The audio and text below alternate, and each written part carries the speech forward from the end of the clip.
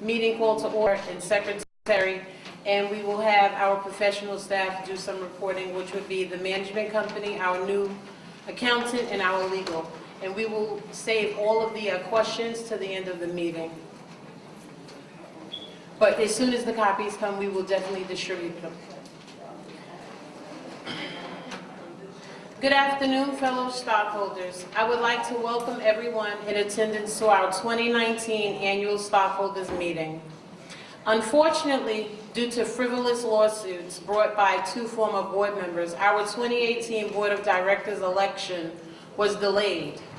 In fairness to the 2018 candidates, the board did its best to complete or conclude the 2018 election once the court-ordered injunction was lifted and a final ruling was received, which occurred on August 13, 2019.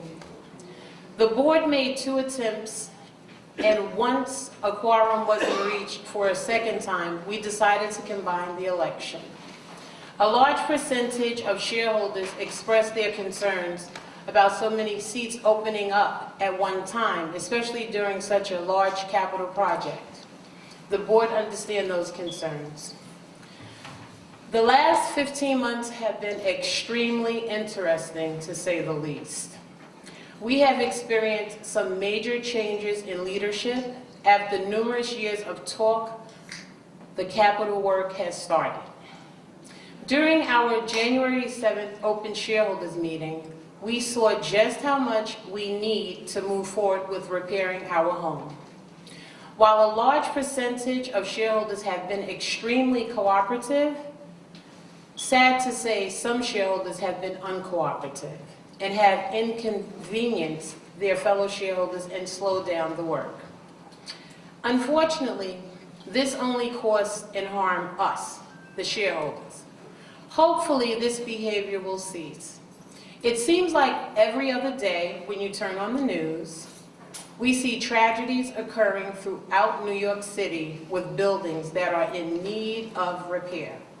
We see bricks falling off. We see people killed in faulty elevators that are broken. We see terrace railings giving out and people plunging to their deaths. Electrical fires have snuffed out families.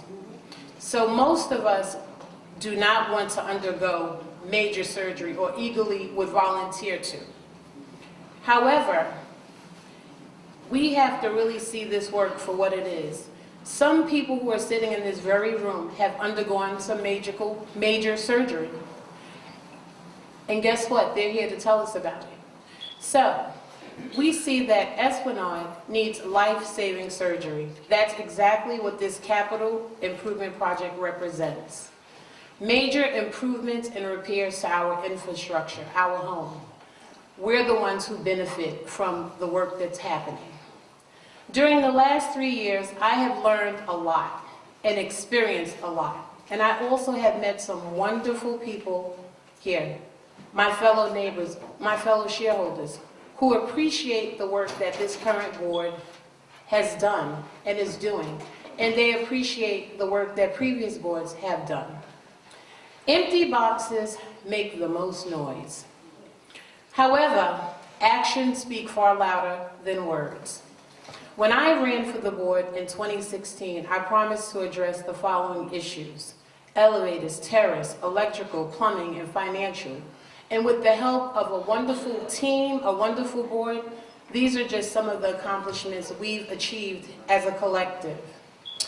Elevator modernization has begun, and our new elevators are larger, code compliant, and appealing. Building 1 and 2 have one completed elevator, which will be put into service soon. We had the pleasure of riding on that elevator last Thursday. Terrace work has begun in Building 5 and 6. The J, K, and L lines in Building 5 is almost complete. Electrical work has begun, and most of Building 5 and 6 shareholders no longer have fuse boxes. We have code-compliant circuit breakers. Plumbing. For the first time in 53 years, we can shut off the water by line in Building 5. Instead of everyone, 312 units having no water, we can isolate these lines. Financial and fiscal responsibility. We've renegotiated our existing mortgage rates and reduced the APRs, and we also received a 1% interest rate on $69 million PLP loan. Through negotiations, we have received an additional $1,768,000 for the MTA easement.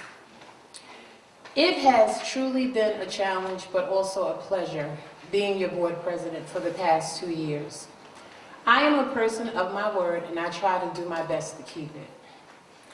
Therefore, I take my fiduciary responsibility seriously. I would like to share the definition of fiduciary responsibility with everyone, especially past, current, and future board members. Fiduciary responsibility refers to the obligation that one party has in relationship with another one to act entirely on the other party's behalf and best interest. It is considered to be the standard of the highest care. If we, all of us in this room, and the ones who haven't arrived and who are sitting in an apartment in Esplanade Gardens, if we truly love our home, we will put aside the negative thinking, the divisive behavior, the personal agendas, the personal attacks, and do the right thing and put Esplanade first. A divided house cannot stand, but a unified one is unstoppable. So let us continue to move forward in a positive and productive manner together. I want to thank you for all of your support and also all of the positive things that everyone have done, especially those who have joined committees, who sacrificed their time and resources to help improve our homes. So in the interest of time, we're going to stick to our agenda. So I ask that anyone who have questions to please save them to the end, to the Q&A portion. And on that note, I would like to introduce our board treasurer, Ms. Michelle Patillo.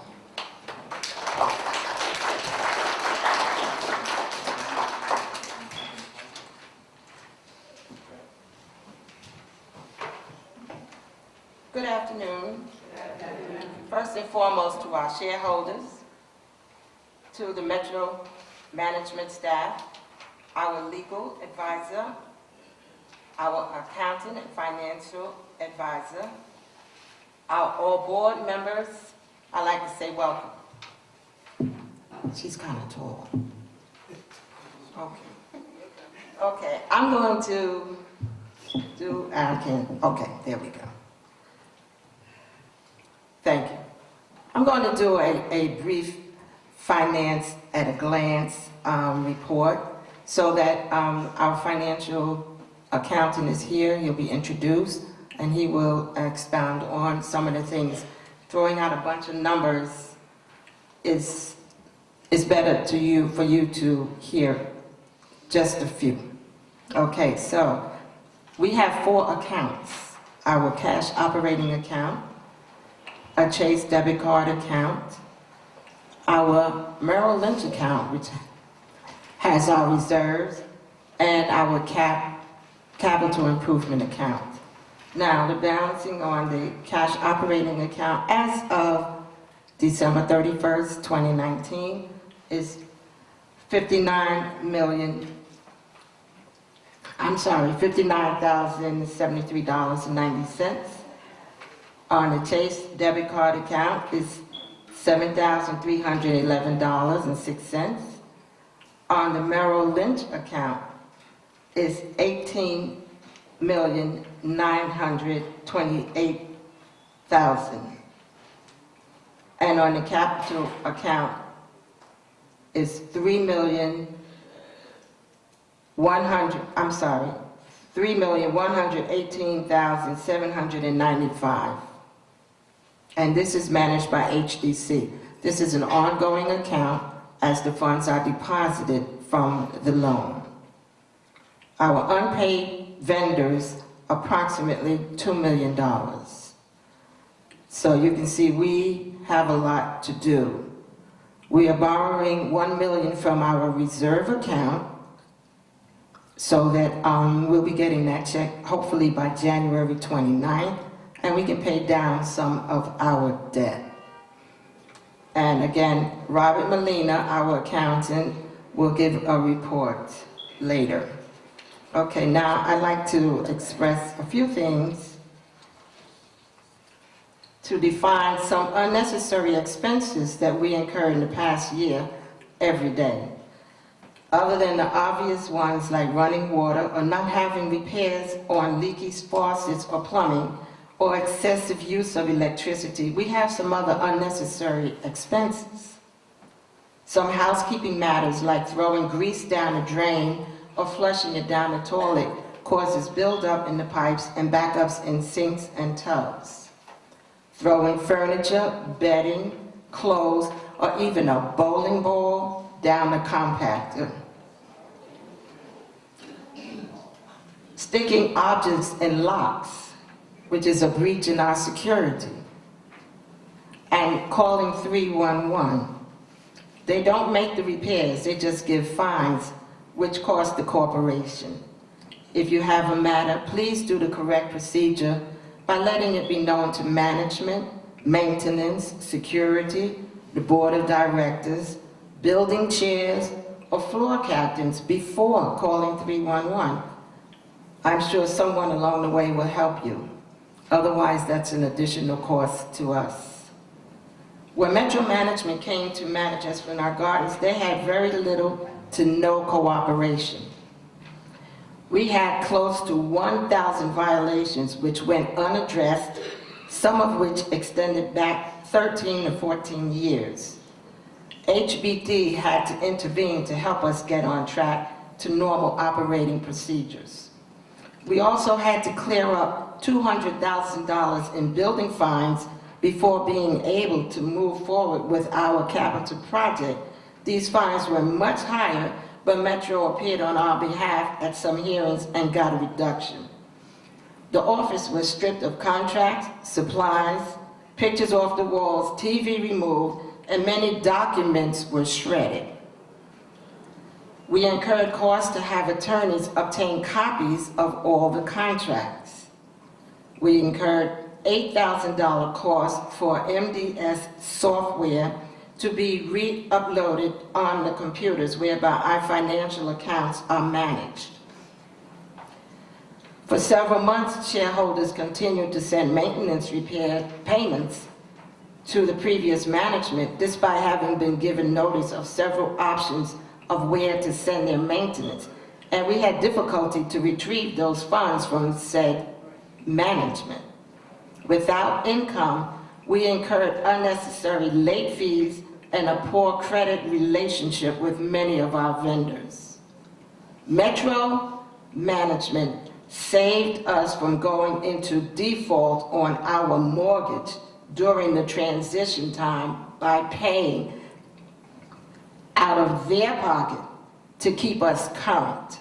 You know, a default on a mortgage could be financially deadly, especially while we were in the midst to borrow major funds for our capital improvement project. So thank you again, Metro Management. You can clap. They saved us. Our capital improvement project architect and engineer, Basil Taha, appeared at the Department of Buildings on our behalf to clear many violations by showing how the capital improvement project is addressing some of these violations.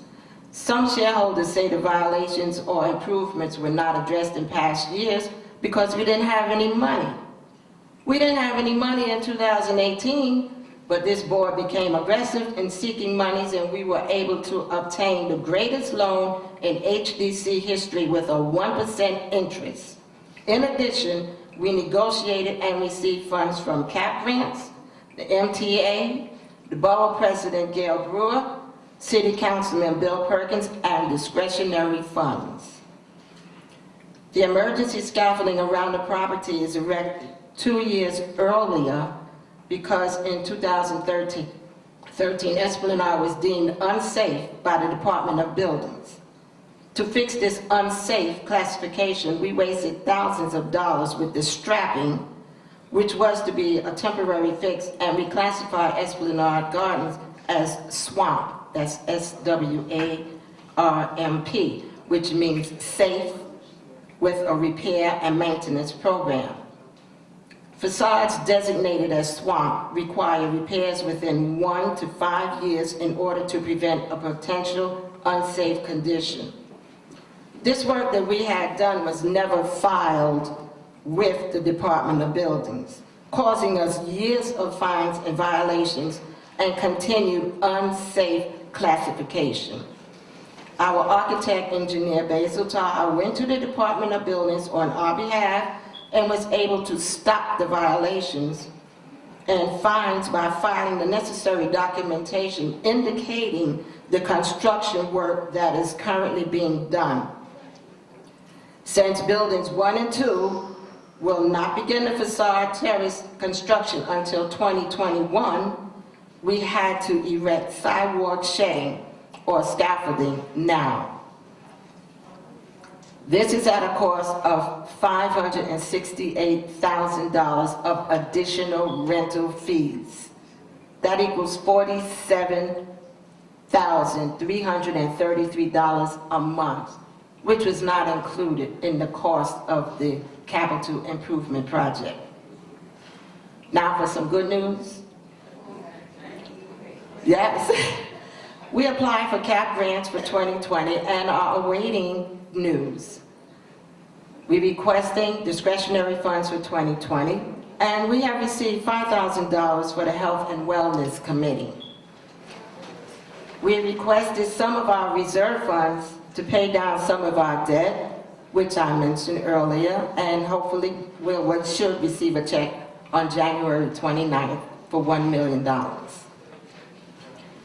Metro Management is costing 20% less than the previous management company. So that's a savings. We are aggressively addressing the illegal Airbnb units and have succeeded in some evictions.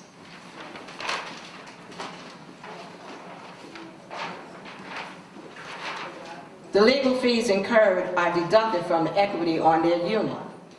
They are not only illegal, but the constant traffic of out-of-the-country vacationers has added to our bed bug outbreak. Those abatement costs are also deducted from the equity. I can't stress the importance of paying our maintenance on time, and we have added help for those shareholders who meet the income guidelines or have experienced a reduction or loss in income. Some may qualify for a SCREE, Senior Citizen Rent Increase Exemption, assistance for seniors. For DRE, Disabled Rent Increase Exemption, assistance for people with disabilities, or Section 8, for people with low to moderate income. Please contact the management office for such assistance. In closing, this capital improvement project is absolutely necessary for the future of our homes. As you can see, our property is crumbling around us, so how can we say to discontinue this project? This project is over 50 years old and it's falling apart. I'm over 50 years old and I'm falling apart. We run to the doctors to prepare, prevent, and improve our health. Same thing for our homes. There are some people who resist the improvements and go as far as to sabotage the project.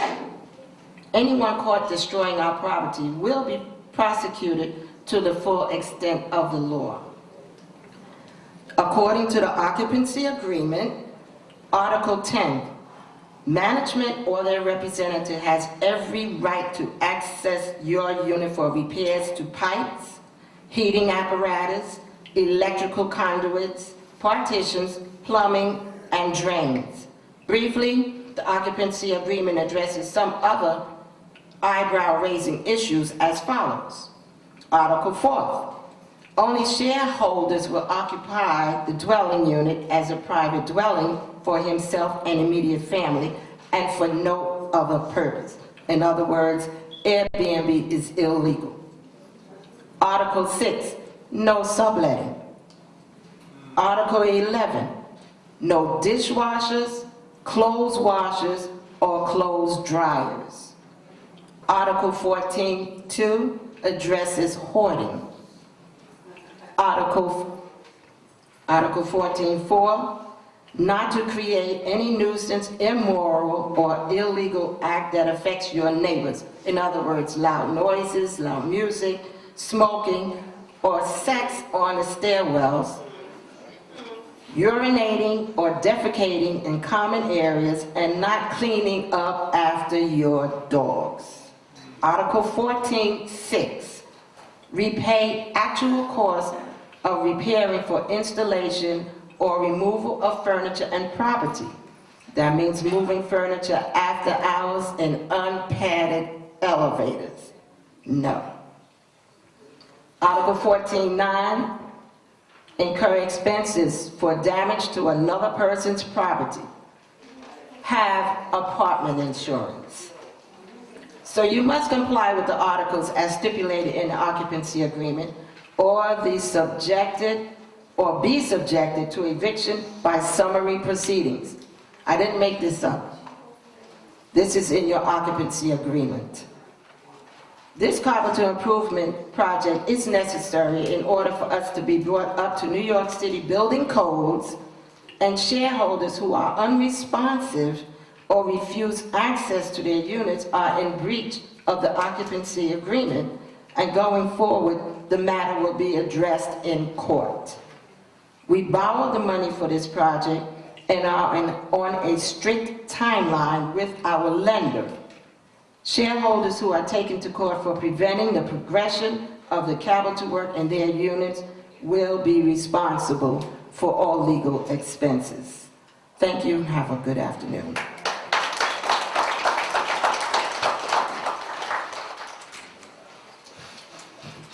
Next, we want to call our board secretary, Mr. Anthony Thompson. Good afternoon, everyone. First, before I begin, I have to do a roll call. Sandy Alexander. Here. Ore Davis. Here. Shauna Harmongoff. Here. Will Ross. Here. Ross Jackson. Present. James White. Here. Anthony Thompson present. Pamela Terry. Not here. Michelle Patillo. Here. We have a quorum. Near the end of 2018, the board replaced prior management and brought in Metro Management to handle our corporation's affairs. Their expertise has not only been beneficial to our day-to-day operations, but has monitored the capital project and advised us in many important areas that we've had no direct experience with. Our year began with the startup of our capital project and the sudden departure of our owner's representative, the Horrigan brothers. We interviewed the second runner-up, Vista, again, and selected Jack Montana as our owner's representative. That was a good thing.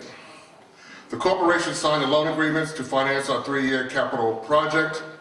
The corporation was told our next court date regarding the ex-board members would be February 19, 2019. I'm kind of doing this in a chronological fashion here. The board passed a motion that the utility portion of the maintenance for building 2 H line, because they had a gas line problem for the cooking gas, would be suspended until the gas line replacement was completed. These residents had no cooking gas since November 2018. That repair has in fact been done. Metro Management has sent a packet to HDC to pay off over $1 million of our outstanding debt. This was back in last January. We still owe a sizable amount of money to Madison Security. A schedule was set up that the contractors' meetings would be held at the boardroom every Thursday. There were at least 4 board members present at every one of these meetings since its inception. In February, the capital project was finally underway. We received notice that the case with S. Germany and C. Lewis was adjourned until March 11, 2019, which further delayed our elections. In March, the board, along with CRC members, began looking at potential elevators and lobby renderings. The corporation purchased a new outdoor garbage compactor because we were down to 1 at that point. The corporation amended the original lease agreement with EE Cruise, that's the company working with the MTA flood mitigation project, to include additional rent space requested to allow their trailer to be parked in Lot B. The corporation purchased MDS software in order to capture data from our previous managing agent to allow our new agent to conduct corporation business and track vendor and shareholder payments. The board voted to extend laundry room hours to midnight daily. In April, Esplanade was approached and ultimately gave approval to allow the filming of portions of the exterior of Esplanade for the Epix movie Godfather of Harlem. Esplanade Gardens was portrayed in a positive light. After a major plumbing issue with Will Do Plumbing in early January and the vetting of several other companies, talks began with Laddie Plumbing, who, as our house plumber, eventually became the subcontractor plumbing company for the capital project. The board met with a potential buyer for the dry cleaners at 2541 7th Avenue. The buyer was eager and his other enterprises were actually on solid ground, but discussions fell apart with the present owner and the sale of that business did not go through. So that dry cleaner is still there. The corporation entered into an elevator contract with Unitech to service our elevators. Unitech is also a subcontractor for the capital project who is replacing our elevators. In May, the board planned to revisit the rental contracts for the community rooms, parking areas, and storage spaces. The board decided to look into changing our accountants, and the interviews were scheduled for July. The maintenance staff will have meetings, or have had meetings on a regular basis with staff in one meeting and supervisors in another, respectively, as an ongoing project here. Vacancies. The board conducted a walkthrough to see the state of each apartment. Ms. Duncan says it takes approximately 4 to 6 weeks to rehabilitate an apartment. Staff is being pulled to do other work throughout the development, which causes delays. The board wanted consideration to be given to outsourcing the work to reduce the current vacancy rate at that time of 43 apartments. Metro Management agrees that it is costing us money by not outsourcing the apartment and rehabilitations, and Mr. Barron will have someone come in and assess what to do. In June, the board voted to approve bringing in a third-party cable provider, RCN, as a third option for our residents. The contract was a 10-year deal. They offered $125 per apartment, which is approximately $233,000. Signing bonus plus an annual income of 10% of certain services. There's no percentage requirement as to the number of units to maintain this service. As long as there are at least one subscriber on premises, RCN will provide signature cable services to the office areas, streaming video of the laundry and lobby entrances, and Wi-Fi services to the laundry and community rooms.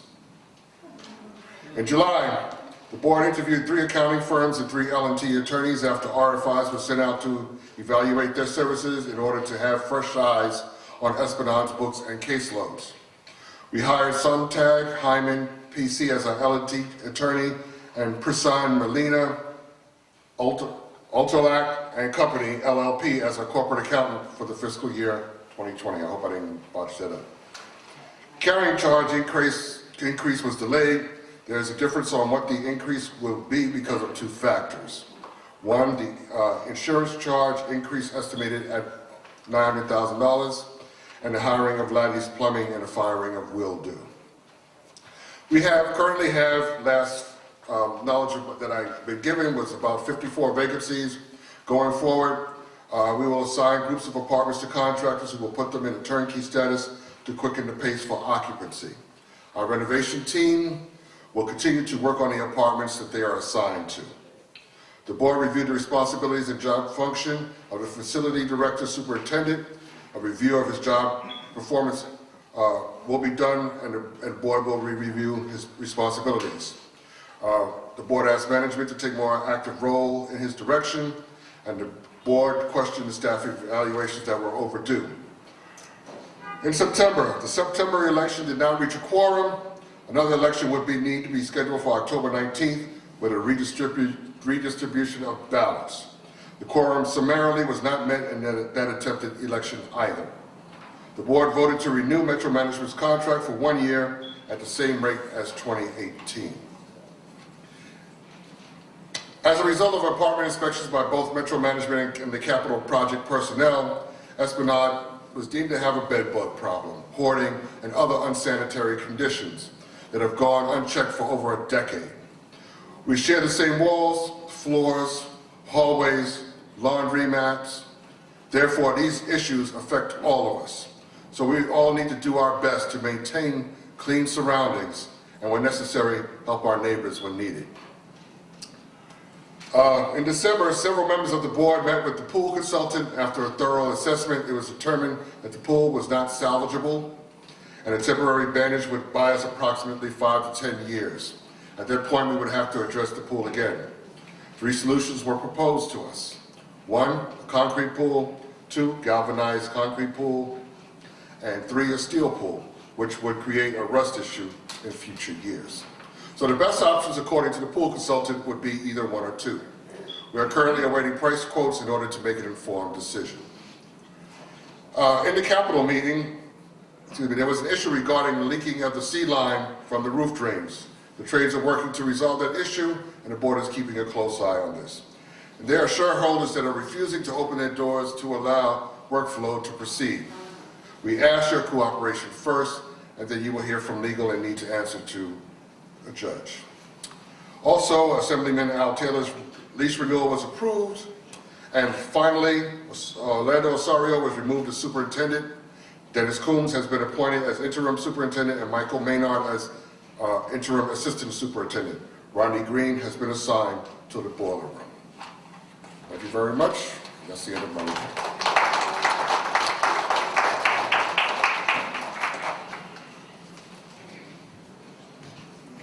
Hi, I would like to introduce Mr. David Barron, the president of Metro Management Developing.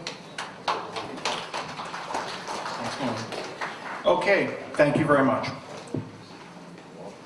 Okay. Good afternoon. I appreciate the opportunity to speak today. My name is David Barron, and I'm the owner of Metro Management. When I last stood here before all of you, Metro had not yet officially started, so I didn't have an opportunity to formally introduce myself or my firm. I would like to do that now. Metro is a full-service property management company that has provided management solutions to Mitchell-Lama cooperatives since its inception 35 years ago this June. Metro's main office is located in the Silver Cup Studios building in Long Island City, and we maintain site offices at many of our managed properties in our portfolio.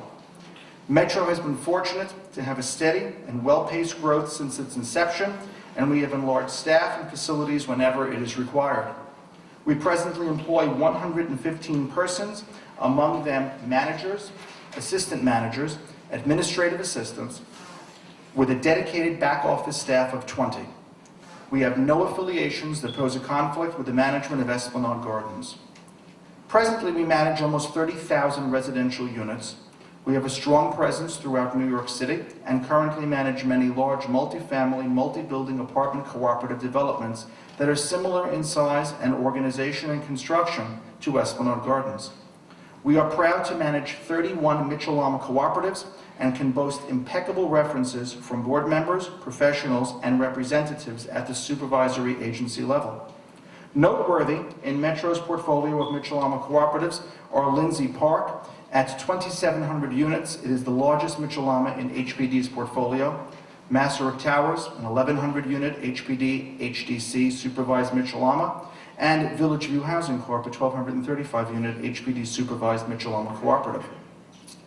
Our property management professionals are recognized as experts in the field of Mitchell-Lama cooperative communities. Metro's long-established relationships with the New York City Department of Housing Preservation and Development, the New York City Housing Development Corporation, HDC, and New York State Homes and Community Renewal, HCR, formerly known as DHCR, allows Metro to advise our clients and help our clients navigate the requirements and complexities and regulations affecting Mitchell-Lama cooperatives. Property management is more than just working with your day-to-day manager. It's about having a back office that can handle the requirements and the complexity of today's billing and receivables. Having a transparent and workable internal set of controls to protect our clients' finances, and having a staff that can fulfill the demands of the job.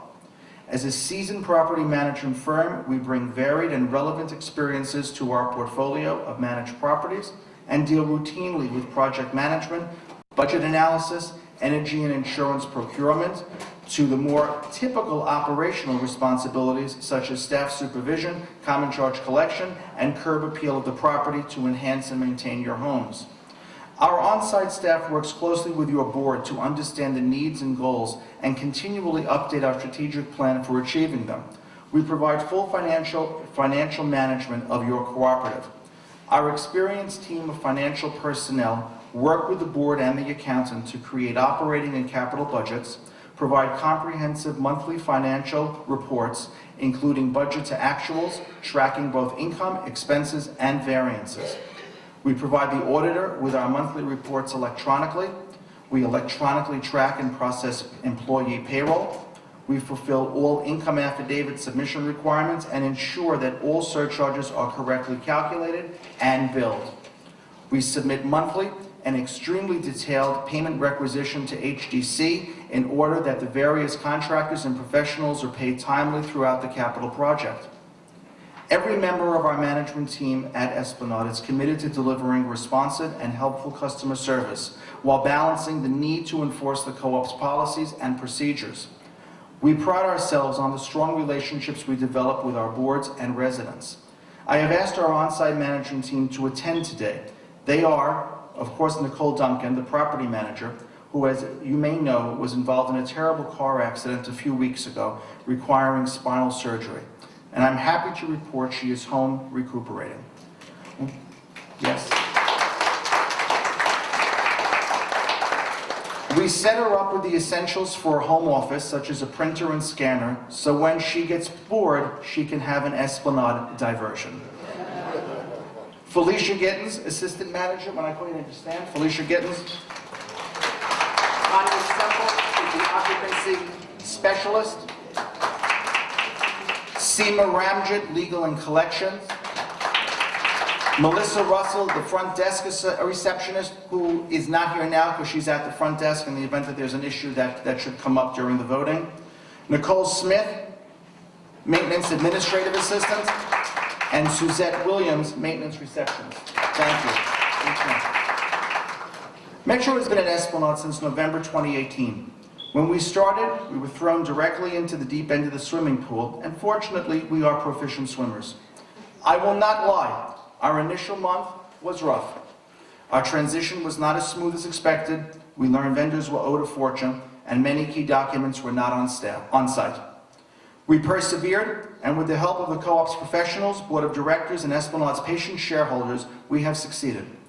Just as we were starting, the capital project loan was about to close, and the work was about to commence. This meant we had to get up to speed with very little time, and we did. Between the board, attorney, and engineer, we were able to obtain the knowledge that we needed to enable us to become fully conversant with the scope of work. It is no secret that the job had some hiccups at the start. For a job of this magnitude, coupled with this MTA site work, it is to be expected. With the cooperation of shareholders and a team of contractors and professionals dedicated to the success of this project, I'm happy to report that we are on course. One of our major problems remains access to the units, and we are now looking towards our legal remedies, which hopefully will not be necessary. I am in touch with the accountants, attorneys, and engineers working on this project on an almost daily basis. For those shareholders that attended the standing room only construction meeting earlier this month, you were able to witness via a PowerPoint presentation the remarkable work in progress that has been made by AM&G and its subcontractors. We ask for your continued patience, cooperation, and access, with the promise that you will not recognize Esplanade at the end of this project. This board meets a minimum of twice monthly, and I attend the board meetings, and I like to think, I'm an integral part of the management of Esplanade. I, along with Nicole, Felicia, Tanya, Seema, Melissa, Nicole, and Suzette, work very hard to make sure everything happens as it should. We are people who care about our properties that we represent, and we are honored to be a part of them and a part of Esplanade's future and continued success. At this time, I would like to read a brief statement from Nicole Duncan, who was unable to be here today. She writes, I would like to extend a sincere thank you to the shareholders, maintenance, and management staff at Esplanade Gardens who have reached out to me. I would like to extend my gratitude and appreciation for the outpouring of love, prayers, and well wishes. I am truly thankful to be alive after this accident, and I am working hard in my recovery so that I may return to work as soon as possible. I miss all of you, and I am sorry I cannot be here with you today, especially at this meeting, but I am confident that Metro Management and my staff are handling things capably and professionally. See you all soon. Thank you. Okay, at this point, I would like to introduce Rob Molina from the firm Price and Molina and Underlack. They are our corporation's auditing firm. Rob?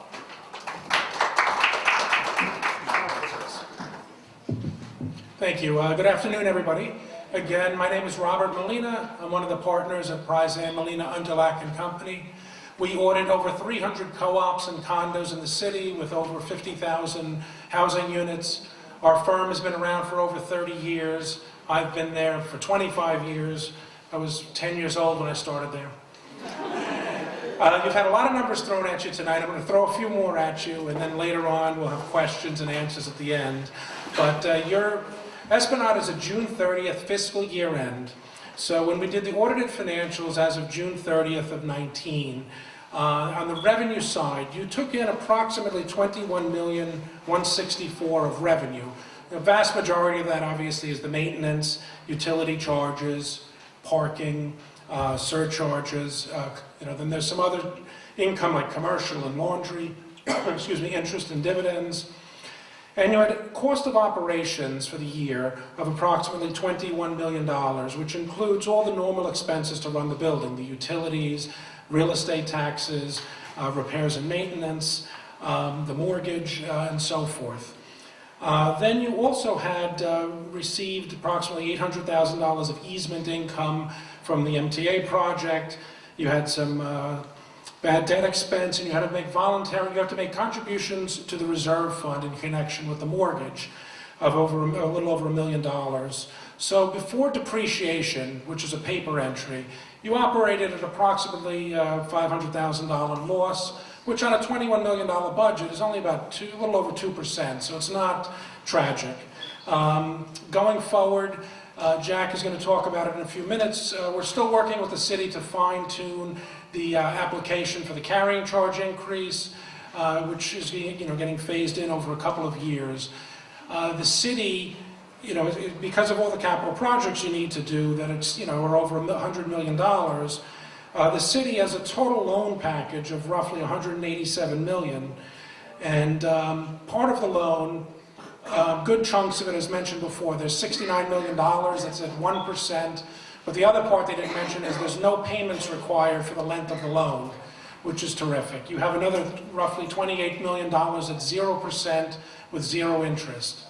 So the city did really give you a lot of money at zero or very low interest. The portion that is getting paid back, as you draw upon the loan, you're only paying interest right now on the portion that was drawn down upon. So as the project goes forward, as David mentioned, as the applications come in to pay the vendors, they'll draw down more money on the loan, and the loan will eventually become its full size. And at the end of the construction, will convert into a normal loan where you're making interest and principal payments. So that's why the maintenance increases were, the big chunk of the reason why they're implemented is because the loan, a big portion of that loan will become payable as you move forward. Beyond that, as mentioned before, you do have several different bank accounts. You have an operating account that you pay the day-to-day bills with. The city does hold a lot of the money in reserves.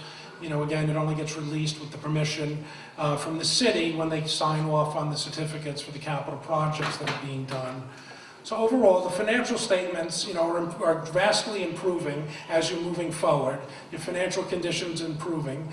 You did have some old bills that were inherited, so part of the whole fine-tuning with the city is to get them to release some money to pay down some of the old bills to get you back on, to an even keel so that you can move forward and not have all that old, debt piled on.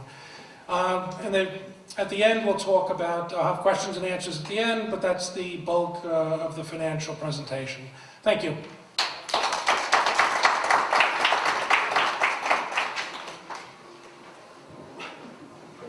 Next, we'll hear from our corporate attorney from Kagan, Lubick, Lepper, Finkelstein, and Gold, Mr. Jack Lepper. Good afternoon, everybody. I always start by saying thank you. I lost my mom this year. My mom always said when I came to these meetings to say thank you. And it started with Esplanade Gardens when I said that. So I want to remember her and say thank you to all of you. Most of my report, candidly, was already provided to you by your president, treasurer, secretary, auditor, and management. I want to hit on a few things that I think will be helpful. I'm not sure how familiar everyone is with the commercial leasing market in Manhattan these days. Okay, it's taken a huge hit, and there are vacancies throughout the city. So I'm very pleased to report to all of you that through the efforts of your board and management, you don't have vacancies in your commercial spaces. And in fact, while I appreciate the outside registers have not been moved inside as they're supposed to be, that should have been done already. We're working on that.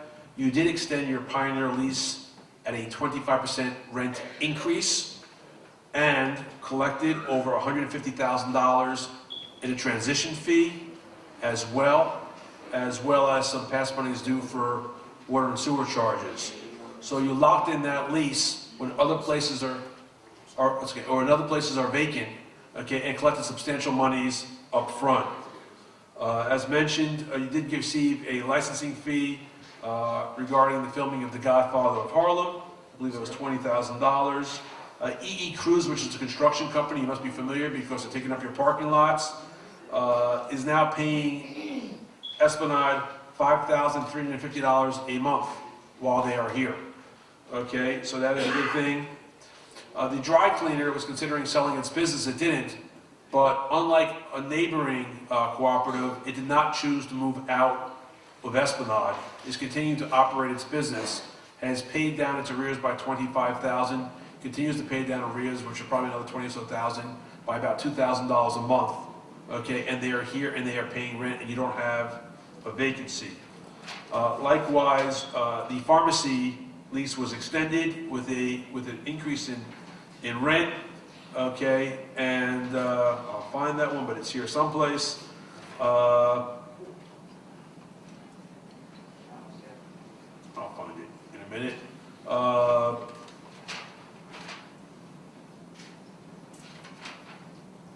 And you also extended your lease with Assemblyman Taylor for another 2 years with a 4% increase in rent. Okay, so all of these things, I appreciate your commercial rents are only about 3% of your budget. Okay, but so everyone's clear, when you have an operating budget, it works, okay, as if it assumes everybody is paying every month. Okay, and if everyone is not paying every month, that cash shortage creates a cash deficit that doesn't show up in your financials. It shows up as a receivable, but it doesn't show up in your operating statement. Okay, so if your commercial tenants are paying and paying timely, that very much helps your operations. As mentioned with MTA, okay, we did collect since our last annual meeting $1,950,000, and I believe in another $200,000 more recently, and that's very, very helpful.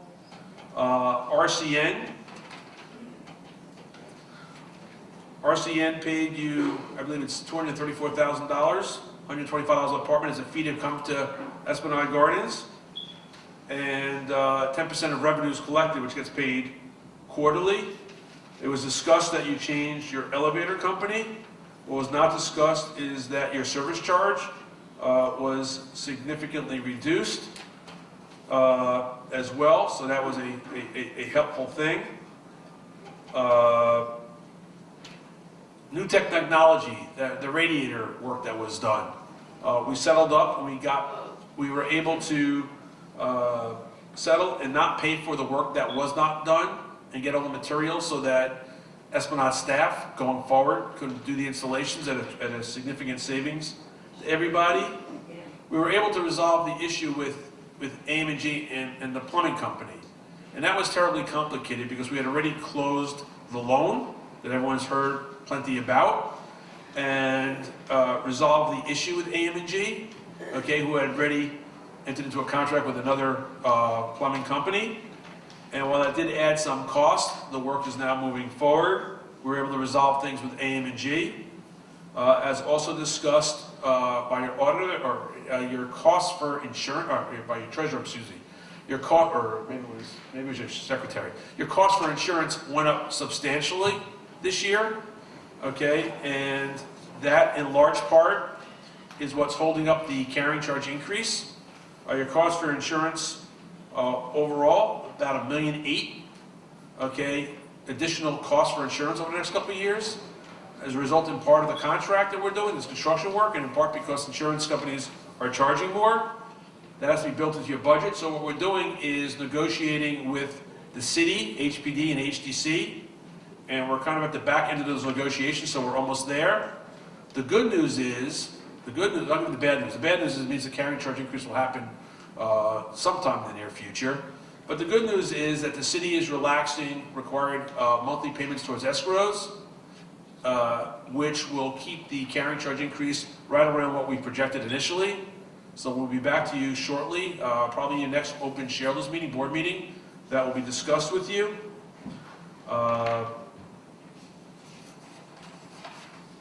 Just going through my checklist, a lot of things were already discussed. The discretionary fund application for the wellness fund was $5,000, which was obtained. We are requesting a cap grant. Now, what we had asked for initially was a cap grant to pay towards the seawall, because that's a substantial repair. The estimates for that repair were north of $17 million. All right, the city gifted you that land for $1, okay? And what they really gifted you was a burden, a cost. And the problem is that the cap grant program doesn't fund a seawall type repair. All right, so your president or the board members made visits to your local politicians, and the concept is going to be that we will get some cap grant money for other improvements being made at Esplanade under this big HC funded project, so we can reallocate some of the money that was already loaned to you towards the seawall, but get some extra funding without additional cost to you. That is worth an applause, because whoever's on your board, they are volunteers, all right? And when they meet weekly or when they make visits to folks, they do this on their time. I can't really, I'm paid to be here. I'm grateful, but I'm paid, it's my job. But for all of you, and I know a lot of people in the audience are also board members, maybe board members in the future, I applaud all of you for your service to your community. That's the bulk of our report. Let me just close, because you typically are preaching to the choir when people come to a meeting. As I mentioned before, anytime someone doesn't pay $1 in carrying charges, it means the rest of the folks are covering that $1. And if you incur late fees, you're all incurring those fees. So please encourage your neighbors to pay. Access for this work. Everyone gets hurt when access is not provided. And so if you know somebody who needs a little bit of extra help, either because they've got things piled in their apartment or they're a senior, or whatever the reasons may be, please communicate either with Jack Montana or the management office that you know somebody may need some help, because as access is provided more readily, it makes the project run more smoothly and comes at less cost and aggravation to all of you. That's my report. Thank you again, and I look forward to seeing you next year. Thank you.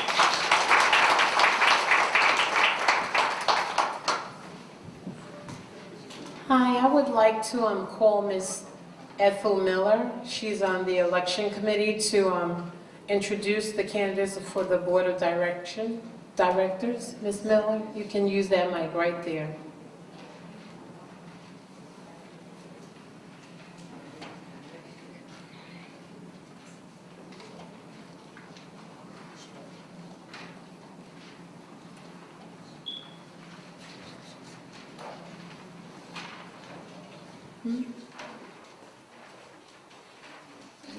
Or you can come up here if you like.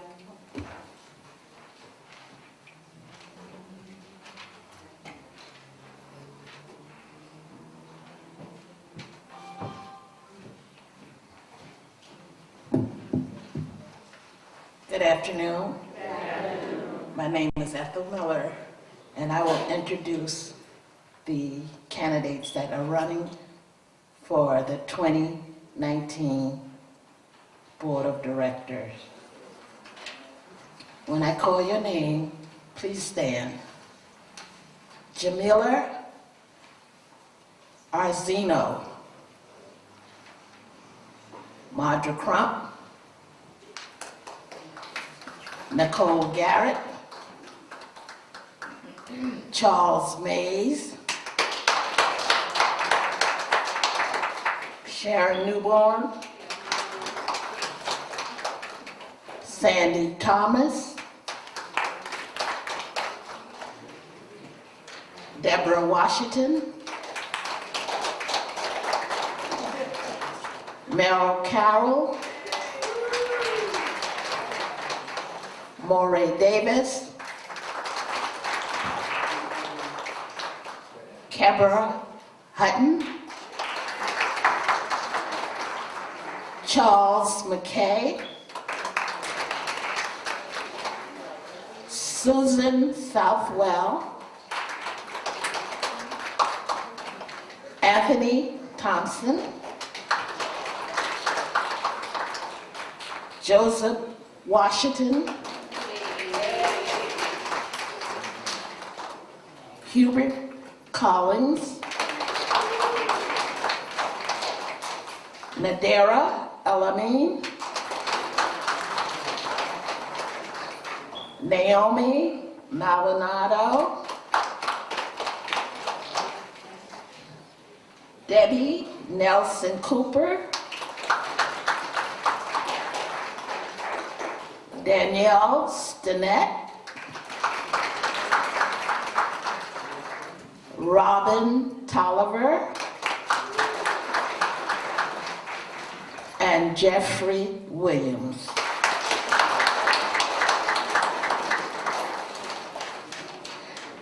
Please go over to the South Community Room and cast your ballot. If you have not done so, your ballot will help make the quorum that's needed to validate this election. Please have proper ID. Thank you.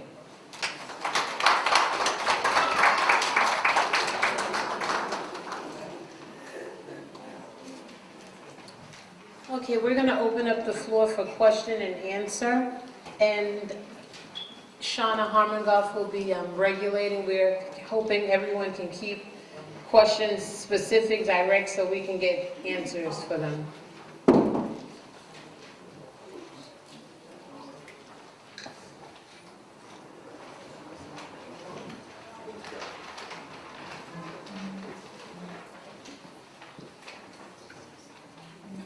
So we asked everyone if you have any questions, if you want to just stand in the line, and then if you have multiple questions, just ask maybe one or two, and then get back to the behind the line. So people can get their questions answered and stick to maybe 1 minute.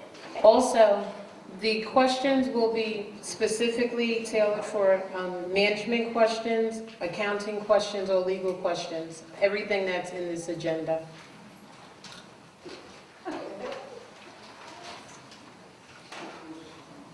I asked if the time would include me introducing myself, and I'd like for you all to know where all of this is coming from. I'm Alice LeBrie. I'm Building 418A. I'm formerly, I trade on this, Mrs. Hal Jackson, who I created Talented Teens for. I'm former U.S. Department of State, Foreign Service. I'm former TV producer.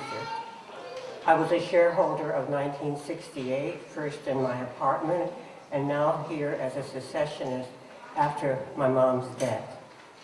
Now, first of all, I'm appreciative and thankful for all I've heard today. I'd like a video made available for a price for those unable to attend today or those who wish to review what was given today or presented, or have it presented at our next open shareholders meeting with the Q&A made. Mr. Mays? Okay, now my question. I would like consideration given to some aspects of armed security on my property. When I spoke to it at a meeting, I asked Mr. James, and he said, we can't afford it. But I really wish that that consideration could be given to certain aspects of our property. Thank you.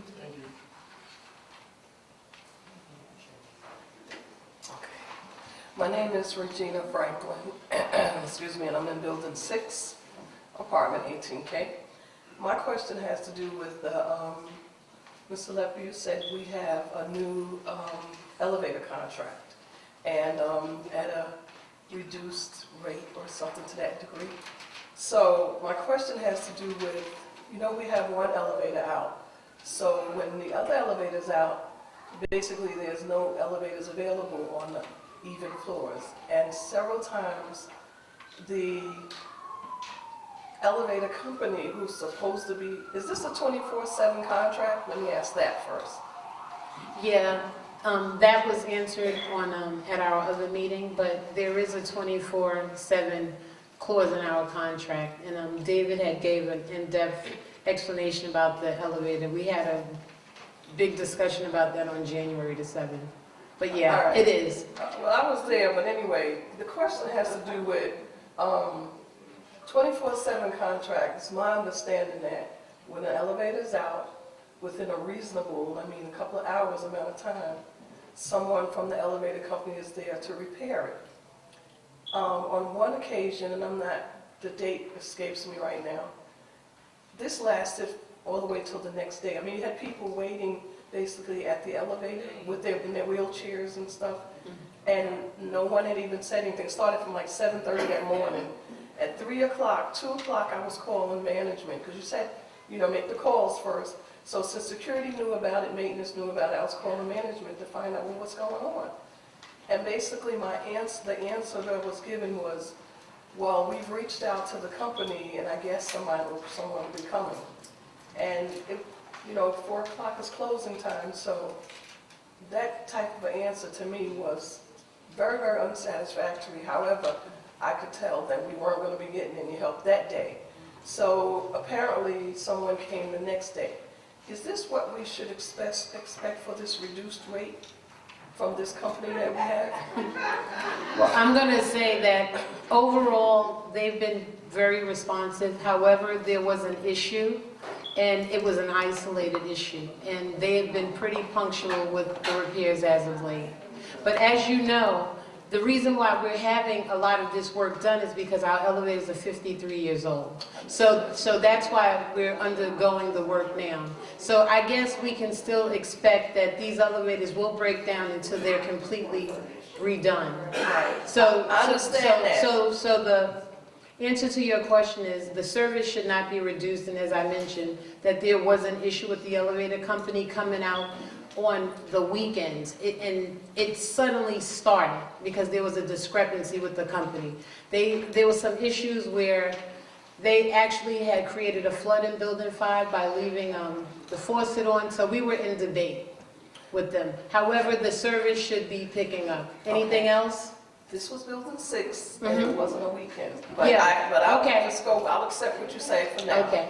Thank you. Thank you for your question. My name is Matthew Taylor, Building 2, Apartment 12J. Now this question is on how is the progress going for the interior work that they have to do, like demolition of the wall in the bathrooms for the drain pipes, and also what is happening, how is it costing, and they're looking at what kind of rent increase are we looking for this nice repair we're getting. Okay, in regards to the details of the plumbing work, that was discussed on January the 7th, and I think it would be better that the plumbers would give you that breakdown again.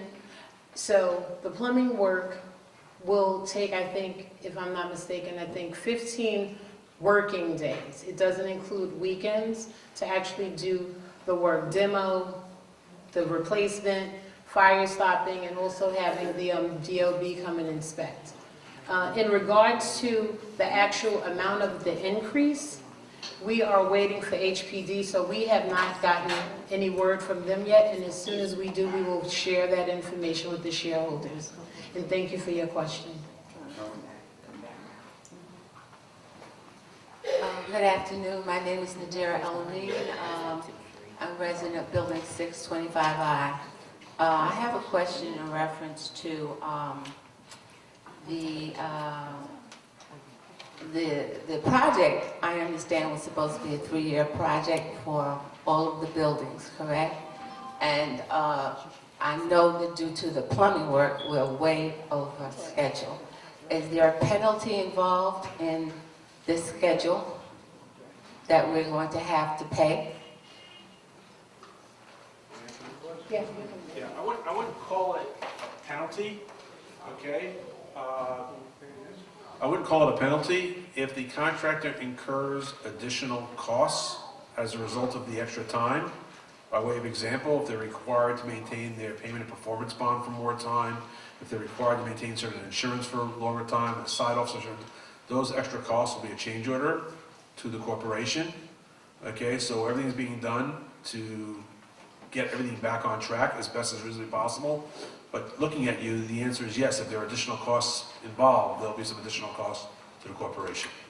Is there a cap within some of the contracts that's been made on change orders? Because I know Mr. Basil slighted a slight estimate of $7 million, and Okay. I understand that that was for all the buildings, Okay. and I know we're only doing 2 right now.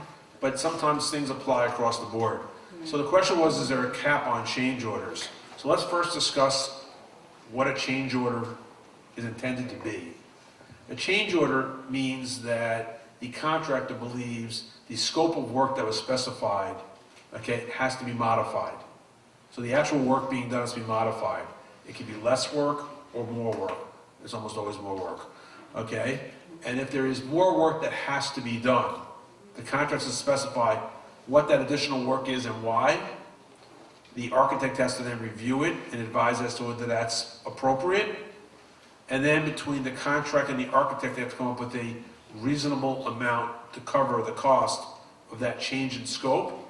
It has to be reviewed and approved by your project manager, which is Jack Montana. It has to be approved by HDC, and it has to be approved by HPD, both in scope, what the change is, the change in the work, and the pricing for that work. And the engineers at HDC and HPD, based on their vast experience, comment on whether the pricing is appropriate. You can't cap the cost of change orders, because the very nature of a change order is it's unexpected additional work, okay? But there is a significant review process above and beyond the board, management, your engineer, okay, meaning Esplanade's engineer and your owner's rep. There's 2 other city agencies that are all watching over this very, very carefully. Just one other question. You mentioned about the seawall. Yes. And I know some years ago we were talking about the bike lanes that were supposed to go around the city. Is there any new development in that? Because I know that that was one of the reasons why we didn't necessarily go forth, because we had the problem. Memory. Yeah. Okay. So the issue with the seawall, the hope was that Esplanade is the only private landowner that's got waterfront property. And the hope was that we could negotiate with the city to possibly provide a bike lane so that there could be a lane going around the entire island of Manhattan. The problem is that the MTA's property, the way it's situated, won't provide for it. They tried to engineer it, and they can't do it. And a lot of folks try to come up with creative solutions to this, and to date, they haven't come up with one. They even now are considering building a lane that goes inland a block or so to complete the loop. So your question is appropriate. To my knowledge, unless someone either in the audience or behind me knows more about this, that's what happened. That's why that didn't happen. Okay. Okay? Hi, good afternoon. My name is Robin Tolliver. Jack, don't go anywhere.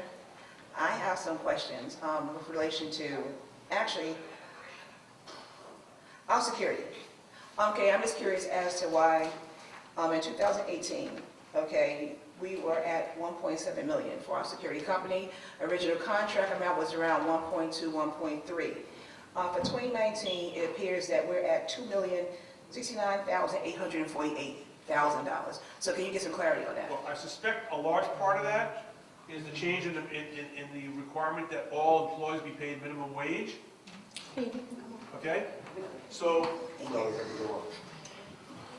the city requires that anyone working in New York City be paid minimum wage. That's state, right? Right. Okay, so that changed the wage scale and increased significantly the cost for security. But I'll also alert everyone, and you'll be some of the first folks to know this. There's also a new state labor law that says if you get any public funding going forward, security guards should be paid at prevailing wage. Now, we closed on our loan and our funding, okay? But until this is figured out, whether Esplanade or any other Metro Loma wants to take any grant money or loans at low interest rates from the city or from the state or from the federal government, must be weighed against what the additional costs of paying security guards at prevailing wage would be versus what they're currently being paid at minimum wage.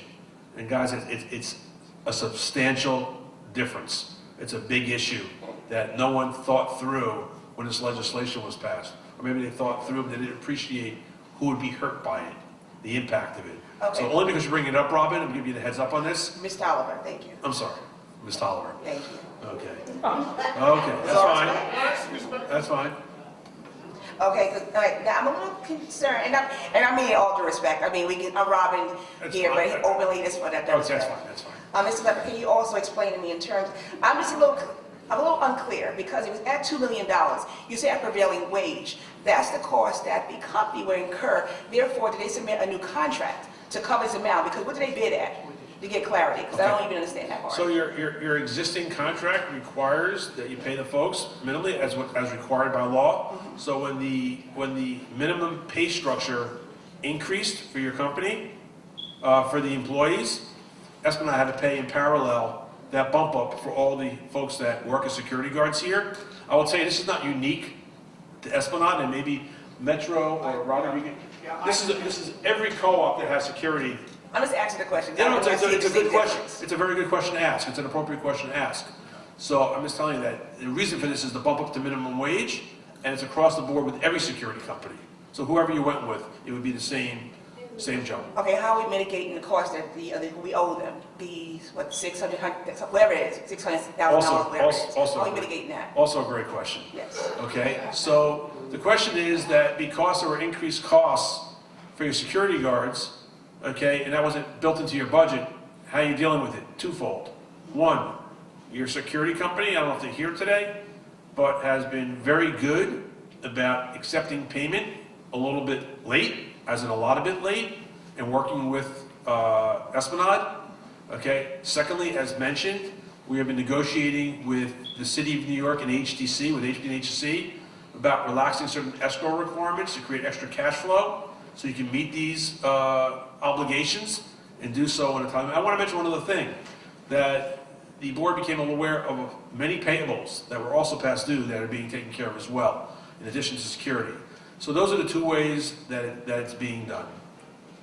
Okay, and currently, how many liens do we have against the corporation? Yeah. Ballpark. I'm not aware, are you referring to mechanics liens, Ms. Tolliver? But please, I get it, no, I have no problem. I'm not aware of any liens. We don't? I'm I'm just asking a question. I don't know. I don't know. I mean, I haven't done a title search in the last 15 minutes, but I'm not aware of any liens. None right now. Yeah, none, yeah. Okay. Hi, Mr. Barron, may I ask you a couple of questions? Sure. Thank you. Oh, I'm sorry, you know what, I'll come back, I'll get online. No, go ahead, I'll get back online. Excuse me. Good afternoon. My name is Marta Crump. My question is with regards to RCN.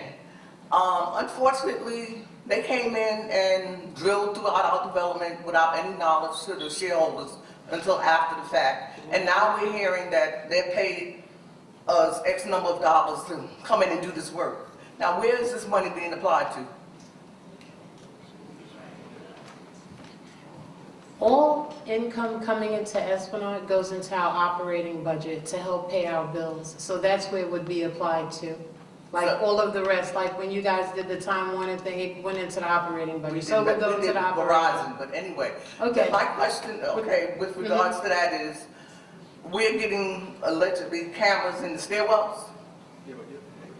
That's about the capital work. What's the question? No, there's two different things, if I may.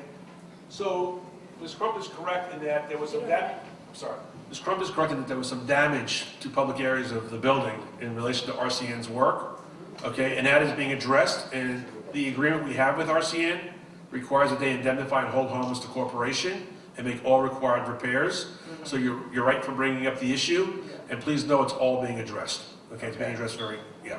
Okay, and in terms of the cameras, I want to know where they're going to be located and who's going to be monitoring them. That's part of the capital improvement committee, that meeting. However, the cameras, once we know exactly where they'll be positioned in the stairwell, there's not too many places.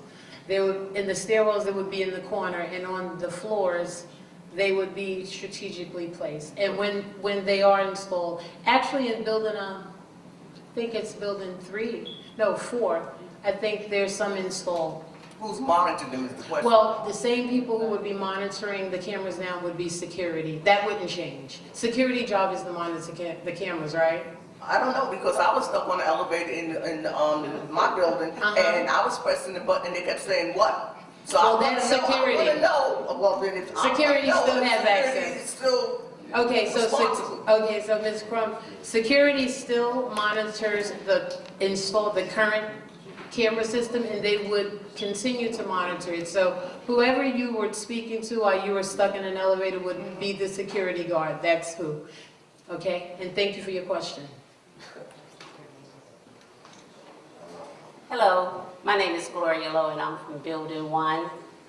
While all of you are here, I would just like to get clarity because I am so confused. The last time we were in this room, I think everybody here can testify to it, we were told that they were going to complete Building 5 and 6, do all the work, patio, plumbing, whatever, before they moved to another building. However, that was not the case. We were lied to. They're all over the place. What happened with that? Well, as you mentioned, the work is extensive, and I think we all know that. All 6 buildings have to get some work done. So I don't think it was said that we would finish these Yes, it 2 was. buildings. Yeah, well, the outside work. Yes, it was. Okay, well, the outside. Yes. However, Yes. Let's be truthful. Okay, let's not get indignant. So, according. No, that's your interpretation. Okay, we can move on to the next thing I have here. I know how this thing with 311, that we don't call 311. However, if I wake up in the morning, 1 a.m. in the morning, day after Thanksgiving, water is running down my hallway like a river, running off the steps on the top floor like a waterfall. I call the super, I can't get him. Who else am I supposed to call? Am I supposed to just sit there and let this water run all over the place? I'm not supposed to call 311? I'm certainly going to call 311. And I have no apology for that. I wake up and gas is all over the hallway because somebody have left the gas on. I'm calling 311. I just want to make that clear. Well, if it's gas, Okay. call the fire department. Yes, Robin Tyler again. I just want to preface this, and I heard this in everyone's comments and their opening reports. Let me just say this. It's not in Building 3 yet. I think it's of the utmost importance when we're doing capital work. It appears that I'm not going to say that there are some shareholders that very well may not be opening their doors, but you also have some shareholders that do not know that their work to be taking place in their apartments. Okay, and that's a problem. You cannot expect people to understand, to know that there's work being done by posting it on the elevator doors on your floors. That's not appropriate notice. People work, people are volunteer, people are on vacation, they're retired, and there's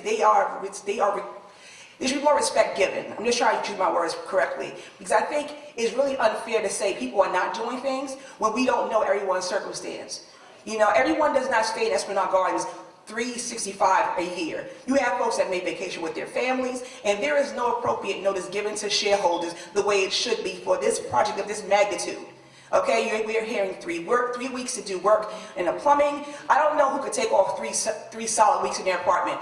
Okay, if you're employed. If you do, that's great. But these are things that should be planned and put out there and put in place without having our attorneys being told that we're going to have legal action. I think that's a plan that should have been put in place previously, okay, because we're the shareholders being told that, well, we're going to punish you and take you to court because you're not, let us say, in your apartment or go in your apartment. That's unfair. It really is. And I'm just putting it out there, and it hasn't happened till Building 3 yet, but it's going to happen. So I think that's something that needs to be addressed. Whether I get on the board or not, please address it. Okay? They have to sit back in here and notify us by letter, by phone call, by whatever it is. But to put it up there and put it in the elevator is not adequate notice. It's not respectful to us. We're paying for this. Amen. And that's all I'm Thank you, saying. Ms. Tolliver. Okay. On a side note, in regards to what you were saying, our shareholders, they're not just pasted a note on the door. They get direct notification to their apartment, and in most cases, there's supposed to be a follow-up call. However, the board have definitely spoken to our owner's representative, who's directly responsible in contacting each individual shareholder. And thank you for your concern. Next question. As I said, basically, Mr. Barron, I have a couple questions for you. Oh, okay, I have to ask, he's a manager of the property. Okay, I'll get back online, I apologize. Very quickly, well, as it actually won't be. What is the current number of vacancies that we have? It's either 53 or 54. Okay, so now that's as of now, because I also saw a list, okay, for the building chairs that support us in our group that said 60. So maybe it's less right now. So as of current, it's 53. What are your group? Well, just, you know what, an apartment vacancy is a number that is always in flux. It is never a number that is static from one day to the next. Okay. Because apartments get surrendered, applications get submitted to HPD, apartments get approved, apartments are being restored. So for a complex of this size, we're running probably 3% or less in a vacancy, which is really okay. It's a big number in the 50s, but I can tell you that unfortunately, there's just a lot of apartments, they become vacant, they need a lot of work in restoration, and it does take time, and it does take money. No, I'm aware of that, and I understand. My thing is, I just want everybody else to be aware. Okay, well, and I'll ask, because I know some questions I know the answers to, but I'm asking for my fellow shareholders because they don't know. So I'm putting it out there for them to get aware of. Because also when you have vacancies, there's also a vacancy loss. But I recognize we're operating in a deficit, so you're absolutely correct in that assumption. We don't have the money to fix the apartments. So my question, I can only go according to our minutes. Okay, so my thing is, in the July minutes, okay, under the management section, Mr. Thompson read that, so I won't go back into that. It says, going forward, we will assign groups of apartments to contractors who will put them in a turnkey status to quicken the pace for occupancy. The name of the company is 2-in-1 Construction. Who is the owner of that company? Of who? Who is the owner of 2-in-1 Construction? 2-in-1? I'm not aware of the owner's name. Ms. Davis, who is the owner of 2-in-1 Construction? I'm not sure, but they're one of the 3 bidders. Ms. Davis, who was the owner of 2-in-1 Construction? I'm going to say it again. We don't know. That's our answer. Mr. Morris, who is the owner of 2-in-1 Construction? Yeah, we would have. I would have to look it up. Okay. Leroy Swaby is the owner of 2-in-1 Construction. Okay, and again, let's not be, this is our concern. Excuse me. This is the concern regarding transparency. It's easily looked up on the internet. Every contract, okay, that we sign or we go into, I look up in our minutes and double check that and verify the shareholder. So my concern is, so you're saying that none of y'all here, including the owner of David Barron, know that Leroy Swaby, our maintenance man, is the owner, okay, of a company doing vacancies. How does that happen? I'm sorry. The board, you need oversight. The board, whenever contractors bid on any project, we receive several bids. And I'm going to say that if he was selected, or his company was, and they're sealed, if he was selected, it was because he was the lowest bidder and he would be sufficient. Now, what I am going to say is, with this. Is there anything, if any company has the proper credentials and licensing and insurance, there shouldn't be a problem.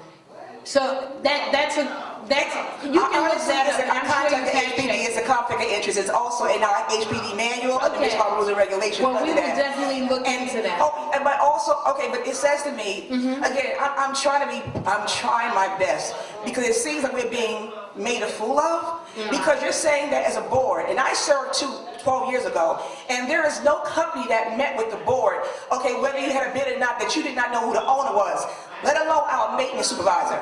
And that becomes a conflict also for your company, Mr. Barron, because although you can apply for it, it's full disclosure. Because how do we know, and I'm not saying he's doing this, I'm just putting it out there, how do we know that as a maintenance supervisor, he's not ordering supplies for his company to get work? We don't know. I'm not accusing anyone. That's why it's unethical and it's questionable, okay, under these practices. And but to sit up there and have y'all tell me that nobody knows who's over 2 and 1, but it's in your minutes. Okay, If we had 3 bidders and that's the one we went with.